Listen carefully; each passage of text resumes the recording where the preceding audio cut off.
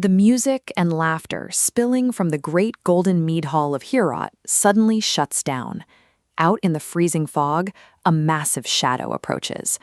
This menacing approach is the opening act of Beowulf. It's a foundational piece of English literature, surviving over 1,000 years on weathered parchment.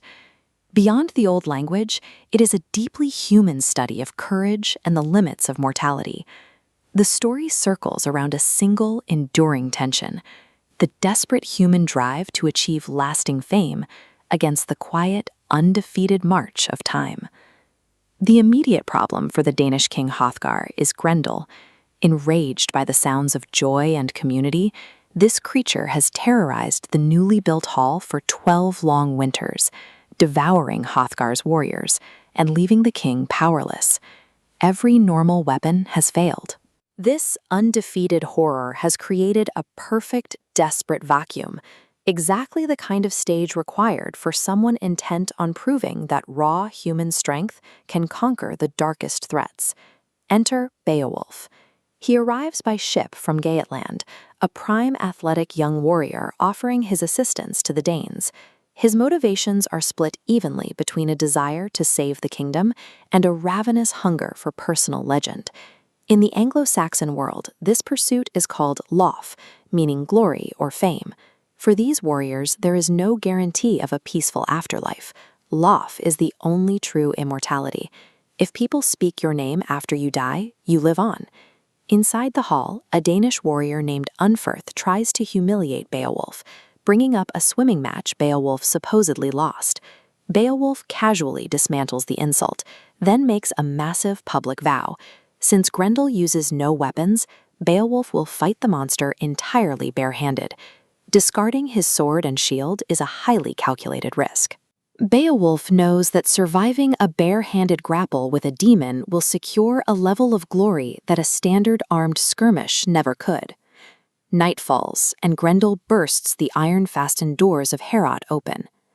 As the shadow consumes one of the sleeping gates, Beowulf steps forward, initiating the ultimate test of his physical prime. The monster realizes instantly he has made a mistake. Beowulf's grip is inescapable. The two thrash through the hall until Beowulf physically tears Grendel's arm from its socket. Mortally wounded, the creature flees back into the freezing marsh to die. The violence immediately escalates. Grendel's mother descends on the hall to avenge her son, dragging away one of the king's closest advisors. Beowulf is forced to track her into a hostile, boiling swamp, diving deep underwater to reach her cavernous lair. In the depths, his usual strength isn't enough. His trusted sword fails to pierce her skin. Pushed to the absolute edge, Beowulf grabs a massive, ancient giant sword he spots among the tavern's treasures and strikes a fatal blow. By eliminating both night terrors, Beowulf has done the impossible. He has reached the absolute pinnacle of human capability, securing the immortal, unshakable fame he crossed the ocean to find. He returns to the surface carrying the monster's head. The Danes are ecstatic, showering him with gold, horses, and endless celebration. Amid the cheering, the gray-haired King Hrothgar pulls the young warrior aside. He delivers a sobering warning: do not let this victory feed your arrogance. Sickness, a blade, or just the weight of years will eventually strip you of your power. Hrothgar is reminding him of a harsh reality. A hero's true and final enemy isn't a monster lurking in the fens. It is the slow, inevitable erosion of time. Fast forward 50 years, Beowulf has returned home to Geatland and inherited the throne. He has ruled steadily and peacefully for half a century. The prime athlete is now an aged, weathered king. Then, a single runaway slave stumbles into an ancient barrow and steals a jeweled cup. This theft awakens the Horde's guardian.